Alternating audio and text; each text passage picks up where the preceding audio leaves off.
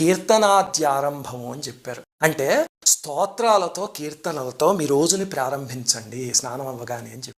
వెంటనే మనకు ఒక సందేహం వస్తుంది, స్తోత్రాలంటే ఏ దేవుడికి చదవాలండి? ఏదో వినాయక చవితి అయితే వినాయకుడు, మహాశివరాత్రి అయితే పరమేశ్వరుడు. మరి ఉగాది అప్పుడు ఏ దేవుడికి చదవాలి అంటే ఉగాది రోజు అర్చించవలసింది కాలపురుషుణ్ణి.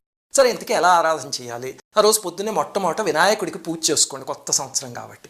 తర్వాత కాలపురుషుడు ఆరాధన చేయడానికి తేలికైన మార్గం పురుష సూక్తం చదవటం. అంటే లేదండి నాకు పురుష సూక్తం రాదు, వేదమంత్రాలు రావు, పర్వాలేదు, విష్ణు సహస్రనామం వచ్చా, అది చదవండి. ఎందుకంటే విష్ణు సహస్రనామం మొత్తం విశ్వమంతా వ్యాపించున్న విరాట్ స్వరూపం గురించి చెప్పారు.